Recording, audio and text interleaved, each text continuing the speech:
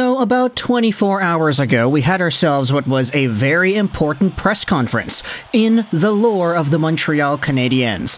We had ourselves GM Kent Hughes make an appearance and have an entire 25-minute segment that is available on YouTube. It was streamed live on the website, and if you wanted to go out there and watch it yourself, the link is going to be in the description. What I wanted to do in this video was go over a few of the ideas that Mr. Hughes talks about in regards to the Canadiens and the path for this team. I wanted to get some thoughts out there, just kind of bounce some ideas around y'all, so we could have a conversation about this in the comments section as well. Now, of course, link will be in the description to the full-on 25-minute press conference, but what I'll also leave a link to in the description is this post made on the Habs sub by Electrical Sky 8714. What they did was they posted a bunch of highlights talking about Hughes' press conference and essentially some of the ideas that Kent brings up on the show. So, big shout out over to Electrical Sky 8714 for giving us this summary on Reddit. It's easier because I can screenshot it, put it on the screen, and it's a lot easier for everyone to follow along. So, let's go over onto the post and read what it is that Kent Hughes talks about. The first idea that is brought up in this post is the fact that the Montreal Canadiens, quote-unquote, don't have a star forward.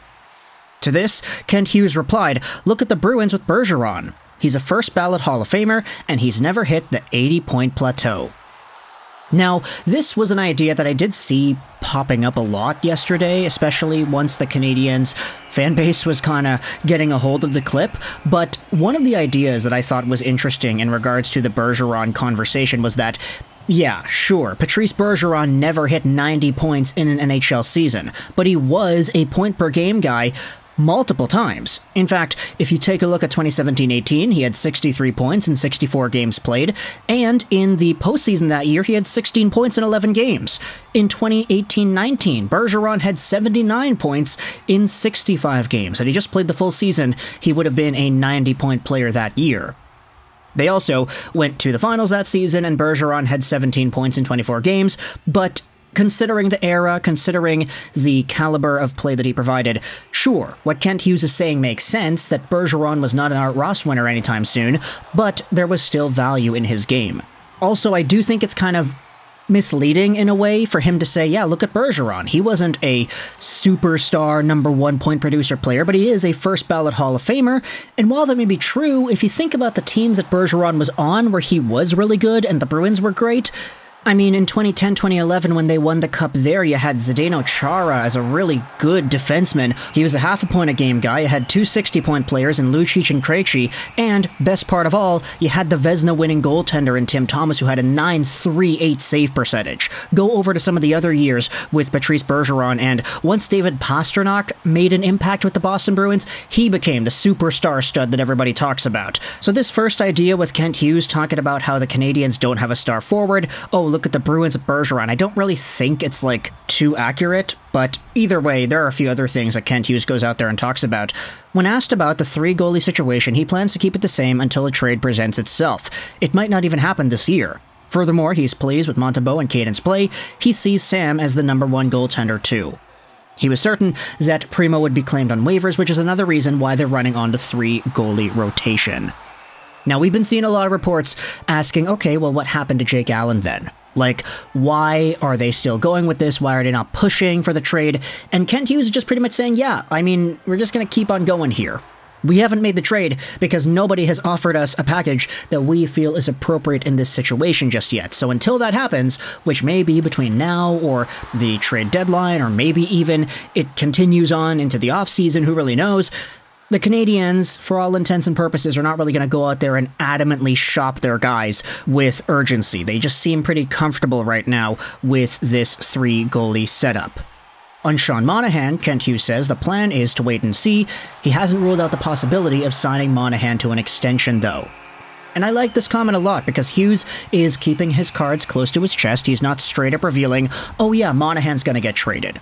Because even though all the reports, all the insiders from different NHL media platforms are all saying that, yeah, Monahan's probably going to get traded, once Kent Hughes admits that on live television, all of a sudden the Canadiens lose all their leverage in any kind of a trade negotiation. This is a valuable player, and he's a good player at that. So for Sean Monahan to go over to a Stanley Cup potential team like Colorado, for example, bolster up their middle six and their center core, the Canadiens need all the leverage they can get because they really want to squeeze Colorado dry and say, yeah, you need this player. You need Sean Monahan. And because you need him, we'll get some extra assets that you have to give up, because if you don't give him up, we're not going to give you this guy that you need.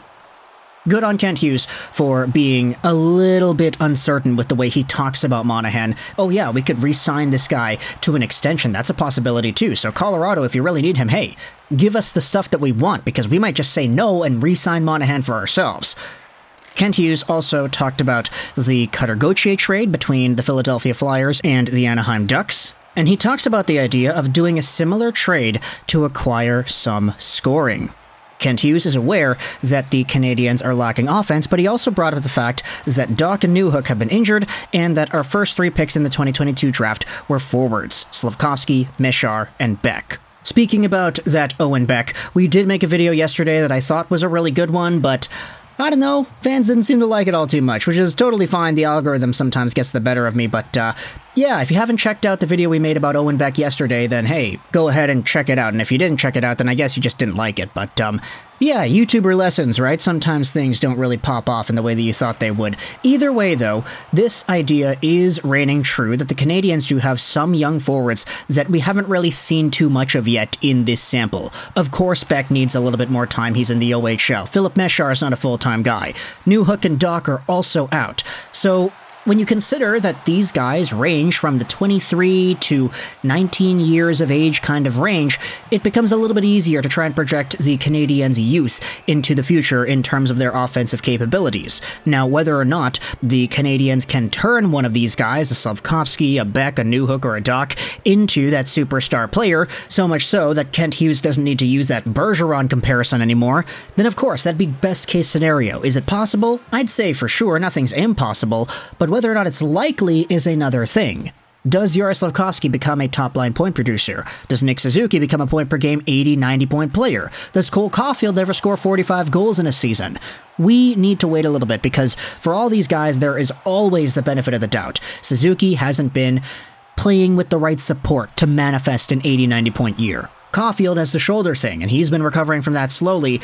Even nowadays, you could say that he's still getting used to everything post-operation. Slafkovsky is getting better, but he's not there yet, so by the time he's 21, 22 in a few years, we'll see and reevaluate then.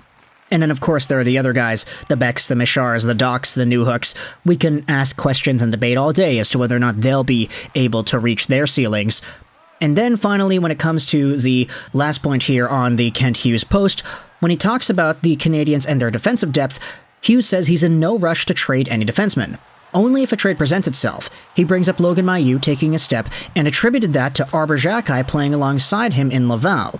He also touched on the fact that the plan for Arber was to work on his game. And hey, if you wanted to talk about some future D pairings, because obviously the Canadiens need more defense, I'm saying that sarcastically, the idea of Mailloux and Xhekaj becoming acquainted with each other on their pair and translating that kind of profile to the NHL, I mean, that sounds like a pretty good idea, especially if everything works out. For now, though, in the AHL, it's been good, and because there has been upward progression, the Canadiens have no rush to go out there and trade a defenseman, according to Kent Hughes. Now, whether or not that changes the conversation for some of these other guys, we had talked about Nick Beaudin the other day because he apparently wants a bigger role or a trade if he's not able to get that with the Laval Rocket. So we'll see if there is some sort of a move on a guy that isn't really in, like, you know, the best position to become a mainstay guy in the future. Nick Beaudin, like, of course, he's a part of the Laval Rocket, and he's signed to the regular Canadiens, but there isn't really a projection for him to becoming a mainstay Hab anytime soon. You get the idea, right? There's a little difference there. So let me know your thoughts in the comment section below about the entire Kent Hughes press conference from yesterday, the mid-season update from the Montreal Canadiens GM. Let me know your thoughts in the comment section about the idea of Patrice Bergeron, the Canadiens not having a superstar forward, how the Habs will prefer to keep 3 goalies for now until a trade comes. Sean Monahan, talk about him in the comment section, as well as the idea of other guys being injured. Let me know your thoughts in the comment section below. I hope you enjoyed this Dmitri, and Bye.